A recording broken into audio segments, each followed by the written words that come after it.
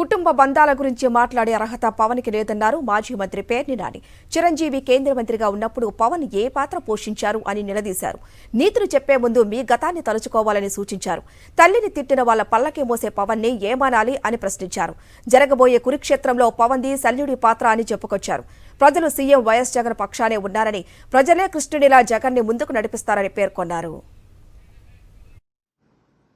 రేపు జరగబోయేటువంటి 2024 ఎన్నికల కురుక్షేత్రంలో తన అర్జునుడిని ఈ యుద్ధంలో రాబోయేటువంటి ఎన్నికల కురుక్షేత్రంలో ఈ 5 ఏళ్లు ప్రజా శ్రేయస్సే లక్ష్యంగా పనిచేసినటువంటి నాకు ఈ రాష్ట్ర ప్రజానీకమే జగన్మోహన్ రెడ్డి గారి ప్రభుత్వం వల్ల ఏ గడపలో అయితే ఏ కుటుంబానికైతే మేలు జరిగిందో మేలు జరిగినటువంటి ప్రతి కుటుంబం అలాగే వైఎస్ఆర్ కాంగ్రెస్ పార్టీ ప్రతి కార్యకర్త శ్రీకృష్ణుడిలా తనకు అండగా ఉండి నడిపించమని, రేపు జరిగేటువంటి కురుక్షేత్రంలో కౌరవుల్లాగా కుట్రలతో కుతంత్రాలతో ప్రజల మనసులను గెలవటం కంటే కూడా ఓట్లు పోగేసుకుని కూటమి ద్వారా కౌరవ సైన్యంలాగా మందిగా వస్తున్న వారిని మట్టి కరిపించటానికి నాకు అండగా ఉండండి శ్రీకృష్ణులాగా అని చెప్పని ఆయన మాట్లాడుతుంటే, ప్రజలను అడుగుతూ ఉంటే జనసేన పార్టీ అధ్యక్షుడు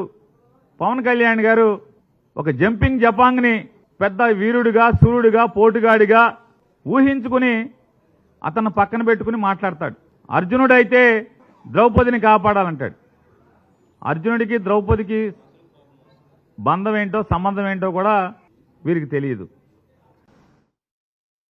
అయ్యా పవన్ కళ్యాణ్ గారు కుటుంబ బంధాల గురించి, మానవ సంబంధాల గురించి, కుటుంబ జీవితం గురించి ఇక మీ దగ్గర ఈ ప్రపంచం నేర్చుకోవాలంటే ఎంతకన్నా హాస్యాస్పదం ఏముంది పవన్ కళ్యాణ్ గారు?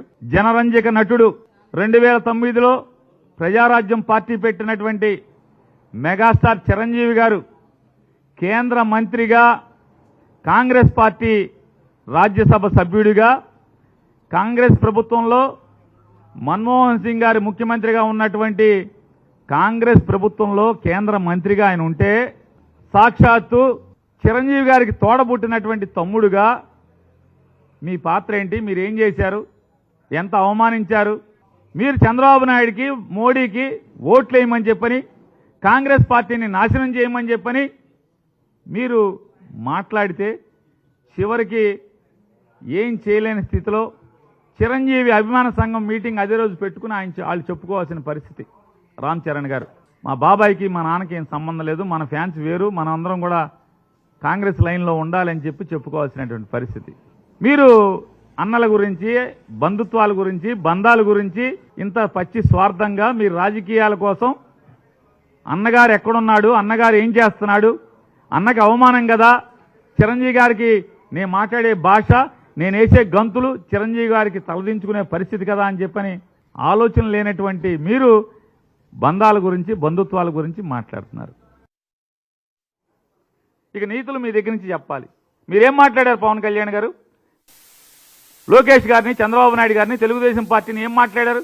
నా తల్లిని దూషిస్తారా, నా తల్లిని దూషిస్తారా అని చెప్పి రంకెలేశారు.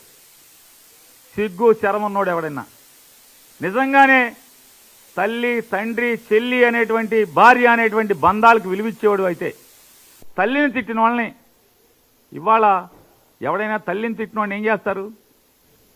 చేతనైతే ఆడి పాడి మోస్తారు, లేదంటే బాగా కోరుకుంటారు. వాడికి ఇంత దుర్మార్గంగా నేను ఆడికి మేలు చేస్తే నా తల్లిని తిట్టారు, అవమానించారు కాబట్టి భగవంతుడా వాడి పాపాలని కడిగయ్యో లేకపోతే వాళ్ళ పాపాలకు తగ్గ శిక్ష అయ్యో అని కోరుకుంటారు. కానీ మనం ఏం చేస్తున్నాం? పల్లకి మోస్తున్నాం. లేదా నువ్వు ముఖ్యమంత్రి అవ్వాలి, నువ్వు ముఖ్యమంత్రి అవ్వాలి, మా ప్రాణం పెడతాము, మేము చచ్చిపోతాం అని చెప్పని ఏ రంగం వేస్తున్నటువంటి మీ వాళ్ళందరినీ కూడా, అరే మనకి సీన్ లేదురా, మీరు మనం పల్లకి మోయటమేరా, మనం ముఖ్యమంత్రి అవ్వలేం, నేను ఎమ్మెల్యేని అవ్వలేను, మీరు ఆగండి అని చెప్పని ఇట్లాంటి స్థైర్యాన్ని చంపే మాటలు మాట్లాడేవాడిని ఏమంటారు భారతంలో? యుద్ధం చేయాల్సిన వాడిని, యుద్ధానికి సిద్ధమైనటువంటి వ్యక్తుల్ని, మానసిక స్థైర్యాన్ని చంపేవాడిని ఏమంటారు? శల్యుడు అంటారు. నవయుగ భారతంలో, కలియుగ భారతంలో శల్యుడి పాత్ర పవన్ కళ్యాణ్ పోషిస్తున్నాడు అనేది మాట వాస్తవమా కాదా? యుద్ధం చేస్తున్నట్టే అంటే యుద్ధానికి సిద్ధమైనటువంటి జన సైనికుల్ని నిర్వీర్యం చేస్తూ వాళ్ళ మానసిక స్థితిని చంపేస్తూ వాళ్ళ ధైర్యాన్ని చంపేస్తున్నటువంటి అండి ఇవాళ కలియుగ శల్యుడి నువ్వు.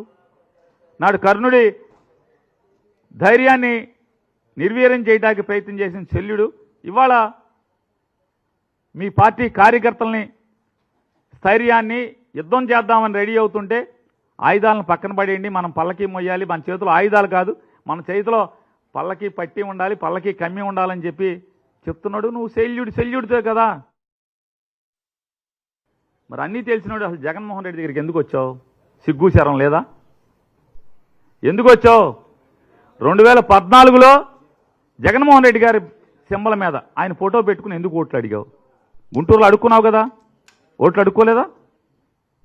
2019లో బందర్ వచ్చి ఎందుకు అడుక్కున్నావు? బందర్లో ఎందుకు పోటీ చేసావు వైఎస్ఆర్ కాంగ్రెస్ పార్టీ సింబల్ మీద? మరి జగన్మోహన్ రెడ్డి గారు ఇంత చెడ్డోడని నీకు తెలిస్తే మరి ఎందుకు పోటీ చేశావు? ఎందుకు వచ్చావు అని అడుగుతున్నాను. సిగ్గుండాలి కదా అన్నీ తెలిసి రావటానికి. సిద్ధం అంటే దేనికి సిద్ధం? జగన్మోహన్ రెడ్డి గారు మా బందర్ ఎంపీ సారు గారు, మీరు జగన్ సారు గారు అంటున్నారు కదా, నేను అడుగుతున్నాను సిద్ధం అంటే పారిపోవడానికి సిద్ధమా అని జగన్మోహన్ రెడ్డి గారు అంటున్నారు. పారిపోయే బతుకులు ఎవడి? పారిపోయే బతుకులు 2004లో మన బతుకెక్కడా? తెనాలి నుంచి 2009కి నరసరావుపేట పారిపోయింది ఎవరు? 2009 నుంచి మళ్ళీ 2014 వచ్చేప్పటికి నరసరావుపేట నుంచి గుంటూరు పారిపోయినవాడు ఎవడు? 2019కి వచ్చేప్పటికి మళ్ళీ గుంటూరులో కాకుండా గుంటూరు నుంచి బందర్ పారిపోయినవాడు ఎవడు? పారిపోయే బతుకులు ఎవరి? జగన్మోహన్ రెడ్డియా పారిపోయి? ఎవడి పారిపోయే బతుకులు? మరి అన్నీ తెలిసినోడు అసలు జగన్మోహన్ రెడ్డి దగ్గరికి ఎందుకు వచ్చావు? సిగ్గు శరం లేదా?